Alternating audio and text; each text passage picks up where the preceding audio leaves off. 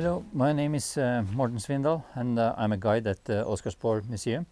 We are now at the on the mainland. So this is also part of Oscarsborg, but Oscarsborg is more known for the installations out on the island of Kaholmen. But here we are on the mainland, on the Drøbak side. And I'm going to tell you a little bit about some special guns we have, and these are the British Armstrong guns that we altogether had 9 pieces of, and from 5 different models. I'm very fascinated by these guns because there was kind of a technologically gap, and it was in a period of transition that they came in the 1860s. And this was during a time where there was a kind of a competition between warships and coastal guns about getting the upper hand. And it seemed like at that time the ships tended to have the upper hand because they got the screws, the propellers, so they had much better maneuverability than they had previously. They had more speed, and they got armor. And to conquer that, in order to do something about that, it needed to have armor-piercing artillery. And that required to have heavy artillery, and you also required high velocity and a solid shell to get through the armor. So this was actually the first kind of war machine type of coastal gun that we had here. Previous to this, the guns looked more or less like Pirates of the Caribbean guns, pirate guns.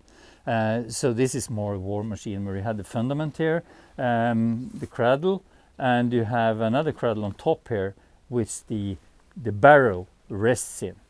That top cradle would go with the barrel when it gets the recoil, so it will move. And you can also see that it's attached to the ground by a center pivot here, which means that you can layer the gun about 360 degrees around. If you have a front pivot, that would not be feasible. And what was also special with this gun was the recoil mechanism.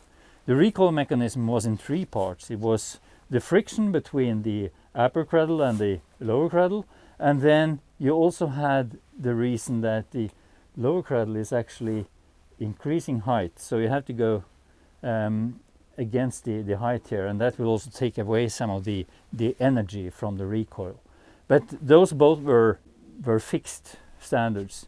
What you could instill or change was actually the rail system here, where you have these rails that could be tightened or loosened, and that had to be done from each round, and that took some experience because you had to do it exactly right, and there was no index or anything. You just had to know how much to tighten it, and if you did it wrong, then the recoil would be too heavy and the barrel would just go back and stand exactly pointing into the heaven, and then it would fall down and everything would shiver.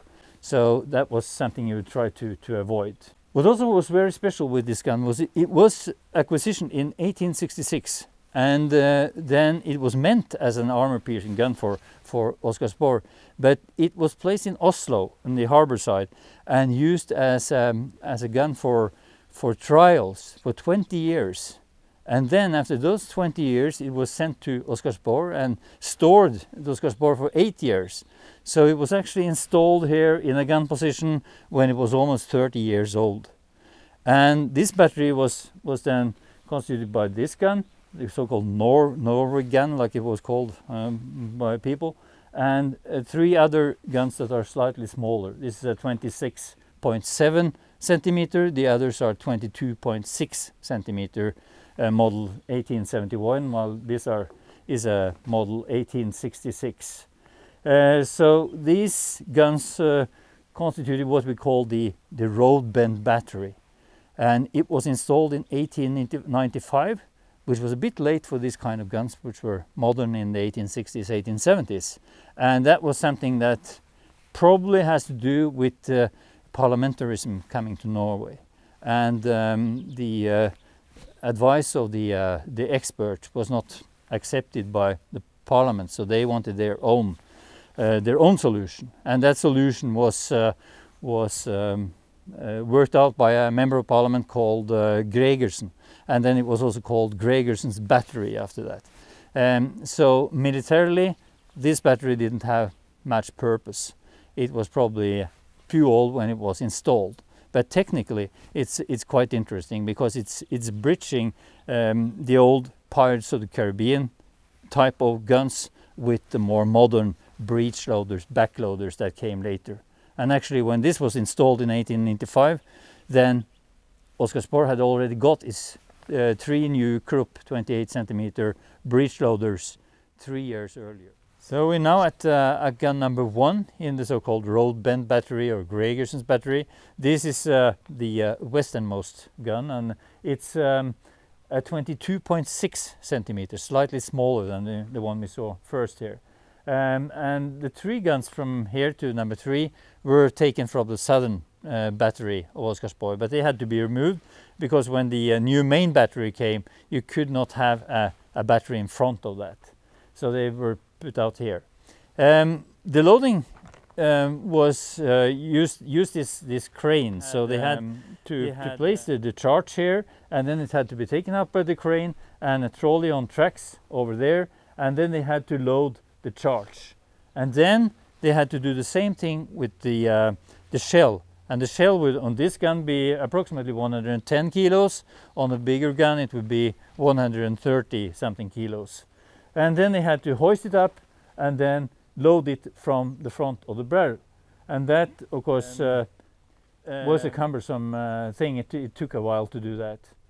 One of the problems of course with the front loader was that the shell would be slightly undercalibered, and that had to be done in order to get it all the way down the barrel. And then of course you lost some of the energy from the charge when you fired, because it would go just on the sides of the shell. And they fixed that in a way by adding a plate to the rear of the shell, and that plate would then catch a lot of the energy from the charge, and it would propel the shell a little bit, so the velocity would be higher than it would be if they didn't use it. One of the problems with that plate that they had was that when they fired, it fell off, and it actually fell on the roofs of the buildings in front of the gun. So there were a lot of complaints from the civilians because they got these plates on the roofs. That was a minor problem, I guess. Another problem that they had here, one thing that actually happened on the gun here, was that the recoil was more than 2 meters. So there was one incident in 1814 where a sergeant actually stood here, not on this exact gun, but on one of the guns that were placed on Calm and on the island. And he was actually crushed. He should have stood, of course, behind this plate. And he should have known. He was had been a sergeant for 10 years. So no one understands how he could do a mistake like that. But of course he was injured and he died at the hospital after that incident. So here we can see southern Kaholmen, where we have the main fort of Oscarsborg. And I mentioned that we had altogether 9 Armstrong guns on the fortress. And 3 of them, actually the 3 ones we have up here now, were placed on the very southern tip, where you can see the tree. They were there since 1872 until they were moved up here in 1895. So that was 22.6 centimeters. And then we had also 2 Armstrongs in the main battery. You can see the 3 easternmost guns in the main battery, but there are 2 empty positions far to the west in the main battery, and those were filled with 2 26.7 centimeter Armstrongs, model 1875, 1876. Those 2 were unfortunately sold in 1853 and taken down. But we still have the 3 Armstrongs in the eastern battery. You can see that on the right hand side of the main fortress, and you can see them popping up behind the wall there. And those are 2 71 models and one 75-76 model.